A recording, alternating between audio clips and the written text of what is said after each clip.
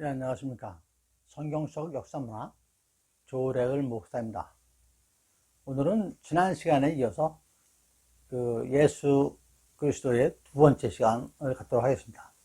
지난 시간에는 저희들이 신약 성경과 그다음에 예수 그리스도의 전반 공생의 이전의 생애가 어떠셨는지 탄생과 함께 알아보았습니다. 오늘은 좀 공생애에 대해서 알아보도록 하겠습니다. 예수님께서 공생의 사역을 시작하시기 전에 요단강에서 침례를 받으십니다. 그리고 40일간 금식한 후에 또 마귀에 이끌려서 시험을 받으십니다. 예수님께서 침례를 받으시는 것은 공생의 사역의 시작을 의미를 합니다. 예수님께서 침례를 받고 올라오실 때 성부 하나님은 예수님을 사랑하는 아들로 선포를 하셨습니다. 그리고 성령이 예수님 위에 임하시어 예수님이 하나님의 아들과 세상의 구주로서 이 땅에 오셨음을 확인해 준 것입니다. 마태복음 3장에 나와 있는 기록들이죠. 예수님은 첫 제자로 요한, 안드레, 베드로, 빌립, 그리고 나다나엘을 부르셨습니다. 그 이후에 다른 제자들과 함께 12제자를 세우시죠. 예수님의 공생의 기간 동안의 메시지는 하나님 나라였습니다. 침례 요한은 회개에 대한 메시지만 전달했는데 예수님은 회개에 함께 하나님의 나라가 가까워 왔음을 선포하였죠. 예수님은 고난주간의 사역을 제외한다면 사역의 대부분을 갈릴리 지역 중심으로 해서 하셨습니다. 예수님의 초기 갈릴리 사역으로는 12제자를 부르시고 산상수훈의 말씀을 전하시고 여러 가지 기적을 행하셨죠. 예수님은 첫 번째 6월절에 예루살렘에 가셔서 성전을 청결케 하시고 니고데모를 만나시며 많은 복음 전도 사역을 하십니다.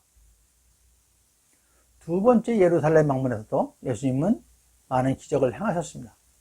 이러한 것들이 예수님의 초기 유대 사역입니다.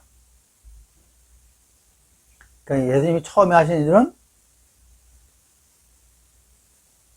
제자 12명을 먼저 뽑으신 것이죠. 그리고 치유사역, 설교도 하시면서 치유사역을 많이 하셨습니다.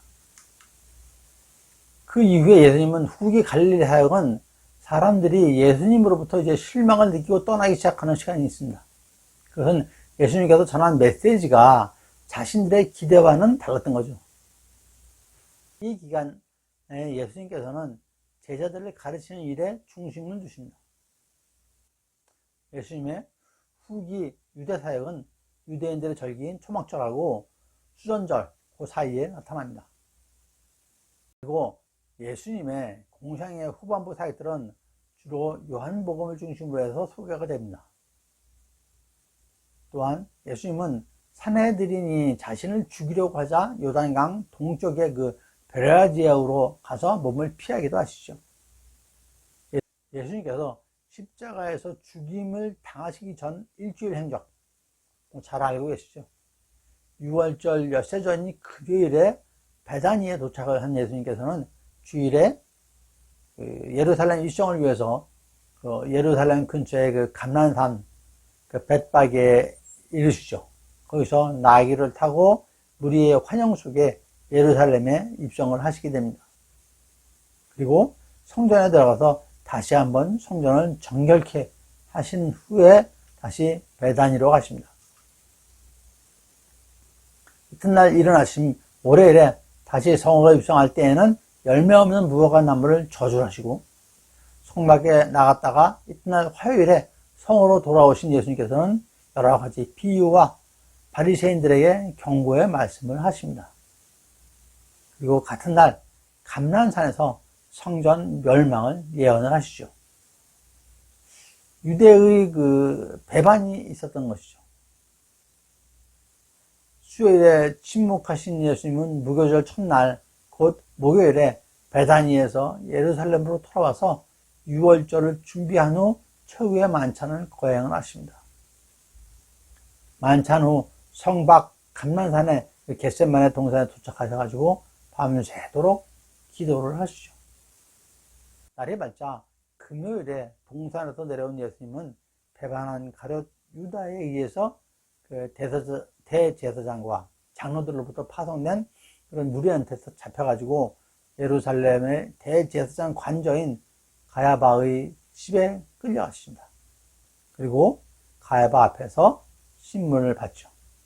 이때 베드로는 3번이나 예수님을 부인하는 일이 생깁니다.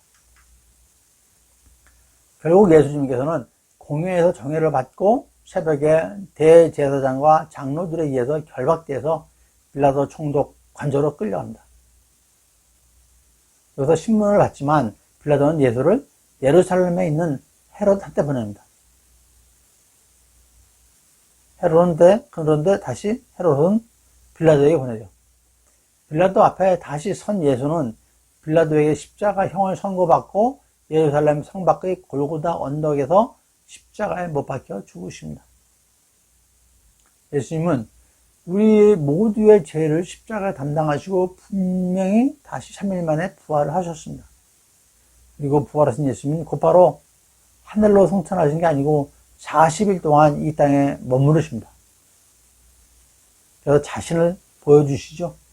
제자들에게 또 여러 사람들에게 하나님 나라의 일에 대해서 말씀을 하시고 있습니다. 성경에는 부활하신 주님이 40일 동안 11차례에 걸쳐서 자신을 드러내신 사건들을 기록을 하고 있습니다.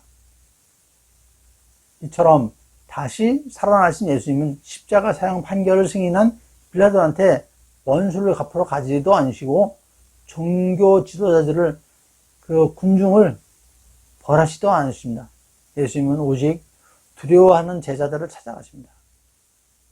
절망 속에 엠마오로 내려가는 제자들과 갈릴리로 도망친 제자들을 만나주시고 죽으신 예수님을 잊지 못하는 여인들을 또한 만나주십니다. 그들은 눈이 어두워서 보지 못했지만 예수님은 항상 그들 곁에 계셨던 것입니다. 우리가 눈이 어두면 예수님을 보지 못합니다. 우리의 눈이 밝아져야 합니다. 우리의 심령에 말씀을 가득 차야 예수님을 볼 수 있는 것입니다. 예수님의 공생애 중에는 제자 12명을 세우시고 그들을 가르치고 전파하고 치유 사역을 하시는 것이죠. 부활하신 예수님은 다시 제자들에게 나타나셔서 세상으로 돌아간 그들을 다시 모으십니다. 그들에게 믿음의 확신을 다시 주시죠. 그리고 복음을 전파하라 라는 지상명령을 주시면서 다시 40일 만에 하늘나라로 가십니다. 그 과정을 간단히 생각을 해보십시오.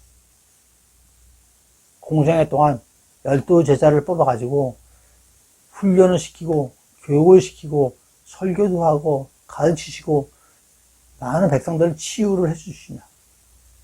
하지만 가룟 유다의 그 배반으로 인해서 십자가에 달려서 죽으시죠. 제자들은 다 세상으로 다시 돌아갔습니다. 근데 다시 부활하셔서 어디로 갔습니까? 세상으로 돌아간 제자들한테 다시 찾아가셔서 그들을 다시 모으십니다. 다시 얘기해 주시는 거죠. 그러니까 다시 부활했다는 것 다 확신을 시켜줍니다. 그리고 40일 있다가 다시 하늘나라로 올라갔습니다. 그 과정을 보시면서 우리들의 삶 속에 항상 계시는 예수님을 그리고 믿음의 길로 갈 수밖에 없는 저희들을 생각하시길 바랍니다. 예, 지난번과 이번에 걸쳐서